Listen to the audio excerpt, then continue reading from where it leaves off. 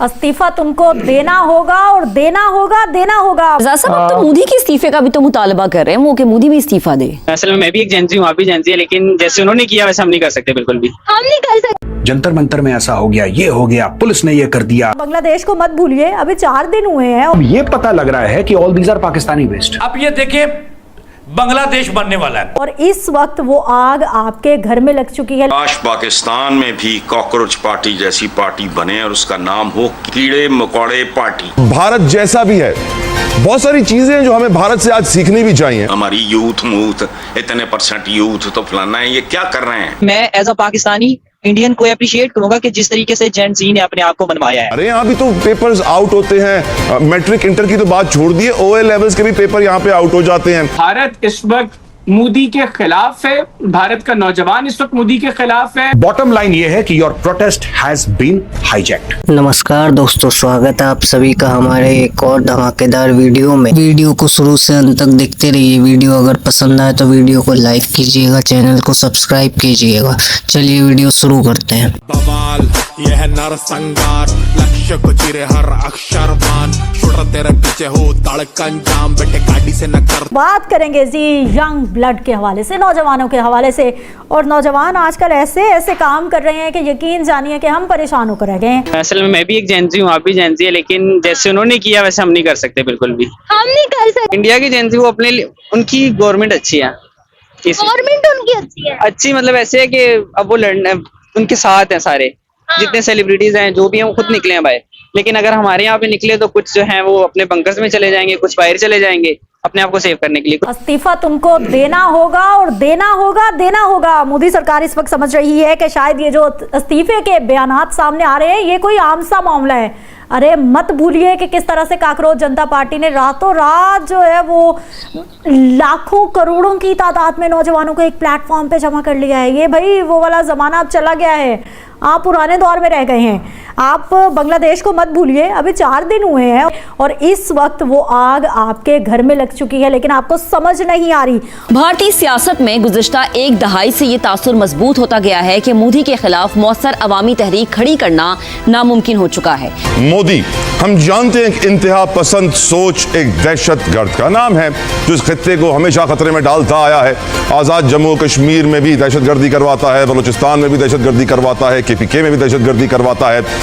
Matter of the fact is कि जितने भारत से उसके पड़ोसी परेशान हैं उतने ही उसके अपने लोग भी परेशान हैं। राहुल गांधी, प्रियंका गांधी भी इनको सपोर्ट करने के लिए रोड्स पे निकले। सरकार ने क्या किया, राहुल गांधी और प्रियंका गांधी को भी उठा लिया, उन दोनों को गिरफ्तार कर लिया।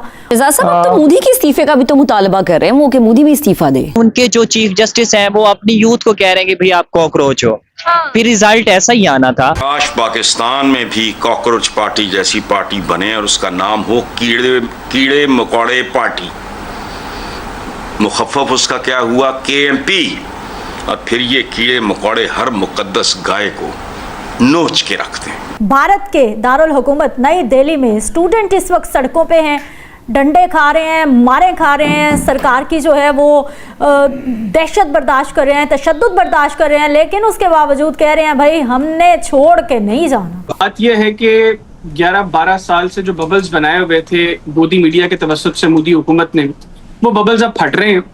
जो ये झूठ बेचते रहे और झूठ का प्रचार करते रहे, इन्होंने जो राइजिंग इंडिया, शाइनिंग इंडिया और पता नहीं क्या क्या कुछ बना दिया इंडिया को मोदी के इक़्तिदार के दौरान, तो वो सारे बबल्स फट रहे हैं। लोगों को हकीकत पता लग रही है। नौजवान अपने मुतालबात मनवाने के लिए भारतीय पार्लियामेंट की तरफ बढ़ना चाह रहे हैं, लेकिन दिल्ली पुलिस इन पर भरपूर रियासती जबर कर रही है। वहाँ की जो एस्टैब्लिशमेंट है, जो आर्मी है, वो भी इस वक्त गुंडा बनी हुई है। वो दूसरे मुल्कों का बॉर्डर पे उनसे कुछ संभाला जाए ना जाए, किसी और मुल्क के खिलाफ उनसे कुछ हो ना हो, लेकिन अपने घर में उन्होंने जो है वो खुद से ही आग लगा के रखी हुई है। अब ये स्टूडेंट्स का इकट्ठे होना ये क्लियरली इंडिकेट कर रहा है कि भारत इस वक्त मोदी के खिलाफ है, भारत का नौजवान इस वक्त मोदी के खिलाफ है। और वो अब बातें क्या कर रहे हैं, वो कह रहे हैं हम भारत को नेपाल बना देंगे, और सिस्टम से डिसोसिएशन इतनी है कि वो पार्लियामान को उखाड़ फेंकने तक की बातें कर रहे हैं। भारत जैसा भी है, बहुत सारी चीजें जो हमें भारत से आज सीखनी भी चाहिए और उनको समझानी भी चाहिए। जो चीजें सीखनी चाहिए पहले मैं उनका जिक्र करूंगा। हम जानते हैं कि भारत 1947 से भारत में कोई मार्शल लॉ नहीं आया। हमने तो 35-40 साल मार्शल लॉ में गुजार दिए, आज तक हमारे यहाँ जमहूरियत मजबूत नहीं हो सकी। भारत में जमहूरियत बड़ी मजबूत है और वहां पे हम ये भी देखते हैं कि डेमोक्रेसी इंडेक्स से भी उनकी रेटिंग हमेशा हाई आती है। इंडिया में नीट लीक हुआ है, वो एक दफा नहीं कई दफा लीक हुआ है। आखिर जेन जी के पास ये हाल था कि वो बाहर निकले, और मैं एज अ पाकिस्तानी इंडियन को अप्रिशिएट करूंगा कि जिस तरीके से जेन जी ने अपने आप को बनवाया है। अब जो वहाँ की कॉकरोच पार्टी है वो तो नौजवानों पे है, यहाँ की जो कीड़े मकोड़ों की पार्टी की आपने बात की, तो आपको लगता है कि नौजवानों को इस तरह की पार्टी सूटेबल है या नौजवान इस तरह की पार्टी के मुतहम्मिल है हमारे मुल्क में? मेरे तो अपने बेटे नौजवान हैं, तो इनको अल्लाह माफ करे, इन पे को फटकार है, इनके दिमाग काम नहीं करते। मुझे तो सियासत से नफरत रही है, लेकिन कल अगर ऐसी मूवमेंट होती है and my own sons decide to join, I will be too happy. हमारी यूथ इतने % यूथ तो फलाना है, ये क्या कर रहे हैं? अकाउंटेबिलिटी डिमांड करना ये कोई इलीगल चीज है इंडियन कॉन्स्टिट्यूशन में? बिल्कुल नहीं है, बिल्कुल नहीं है। इंडियन कॉन्स्टिट्यूशन की अगर बात करें, ये बिल्कुल अलाउड है, 100% अलाउड है। लेकिन ये सवाल आपको समझ कैसे आएगा? आपके यहाँ तो अकाउंटेबिलिटी का नाम ही नहीं होता है, आपको उसकी डेफिनेशन तक नहीं पता होती है कि आपके कंट्री का कैरेक्टर जो है, अकाउंटेबिलिटी आपको कैसे समझ आए, तो होती क्या है अकाउंटेबिलिटी की? आपके यहाँ स्पेलिंग नहीं पता लोगों को। आपके यहाँ अगर अकाउंटेबिलिटी है तो आप सबकी सिर्फ 2 जगह अकाउंटेबिलिटी, एक है आपके डिक्टेटर के पास और दूसरी है आपके टेररिज्म के पास। और एक एजुकेशन मिनिस्टर की कुर्बानी देना ऐसी सूरत में कोई बहुत बड़ी बात नहीं होगी। हाँ, जो खतरे वाली तो नहीं, जो ज्यादा बड़ी मुश्किल चीज हो सकती है वो किसानों का आके मिलना है इनके साथ। वो जब किसान मिल जाते हैं पंजाब के, तो एक तो उसके अंदर खालिस्तान का एक एलिमेंट आ जाता है, और दूसरा ये जो इकट्ठ है, जो जमगट्ठा है, ये बहुत बड़ा हो जाता है।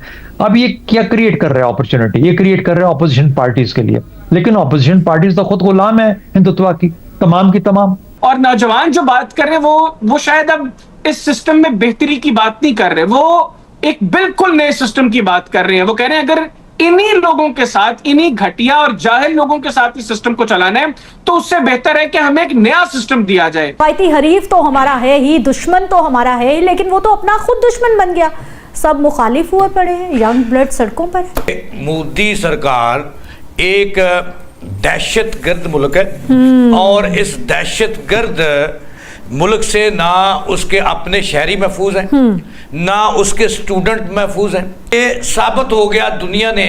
पहले भी जब पाकिस्तान से इसने जूते खाए थे, जंग हारी थी, और उस वक्त भी इसका जो चेहरा था वो पूरी दुनिया ने देखा।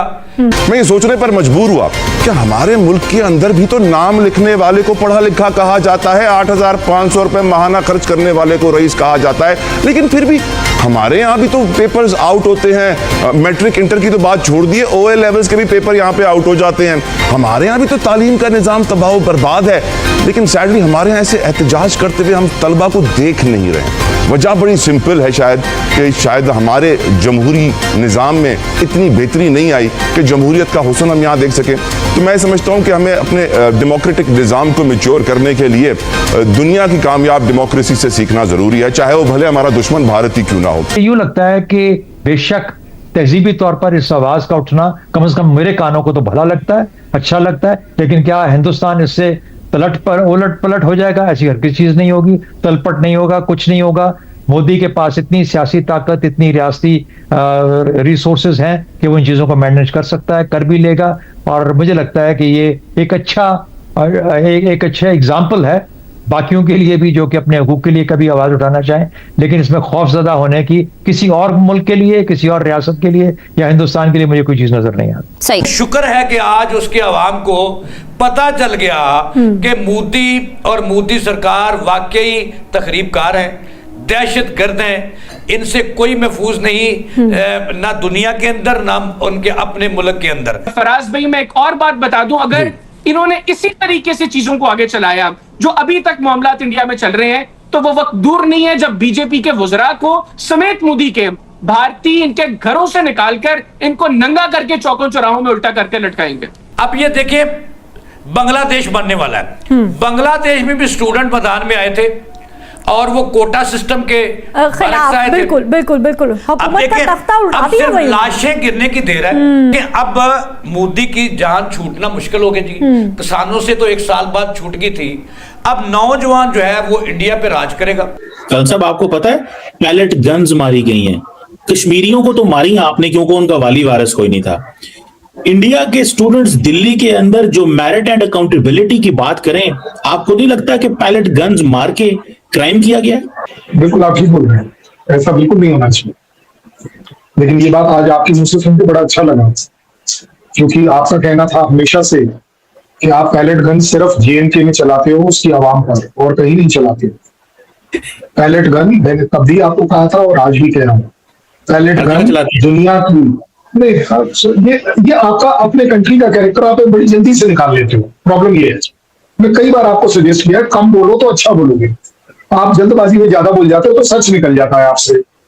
देखिए बड़ी सीधी गल है कि मैं बोल रहा हूं कि ये दुनिया का दस्तूर है कि जब सिचुएशन आउट ऑफ हैंड निकल जाए और पुलिस को अगर रॉयट कंट्रोल मेजर्स में लास्ट रिजॉर्ट लेना पड़े तो पैलेट गन भी चलाई जा सकती है।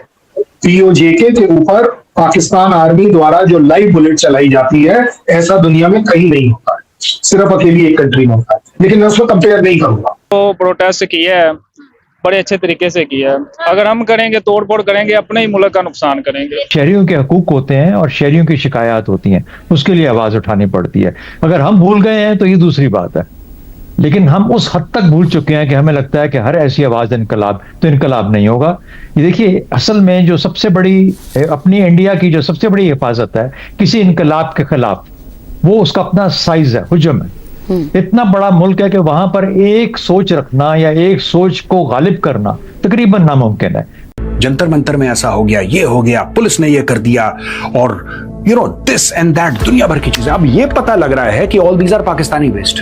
जो बड़े बड़े सेलिब्रिटीज हैं वो कह रहे हैं कि यार, जो पहले कुछ और बोल रहे थे आज की तारीख में ये कह रहे हैं कि नहीं भाई, ऐसा है कि हम आपके साथ खड़े हैं लेकिन वायलेंस नहीं होना चाहिए। रायता फैल जाता है, फैलने में 1 सेकंड लगता है, समेटने में उम्र बीत जाती है, फिर भी नहीं समेट पाते लोग। और यही चीज हो रही है कॉकरोच जनता पार्टी के जो ऑर्गेनाइजर्स हैं, जिन्होंने प्रोटेस्ट ये पूरा किया। जब भी प्रोटेस्ट होता है उसके अंदर से पॉलिटिकल लीडर्स पैदा होते हैं। मैं सिर्फ ये कह रहा हूं कि जो आपका ये पूरा प्रोटेस्ट था, दैट इज बीन हाईजैक्ड। मैं आपको ये बोल रहा हूं, बॉटम लाइन ये है कि your protest has been hijacked. उसको हाईजैक कर दिया लोगों ने, क्योंकि लोग फायदा उठाते हैं। दोस्तों बहुत बहुत धन्यवाद वीडियो को शुरू से अंत तक देखने के लिए। वीडियो अगर पसंद आई हो तो वीडियो को लाइक कीजिएगा, चैनल को सब्सक्राइब कीजिएगा। मिलते हैं अगली वीडियो में।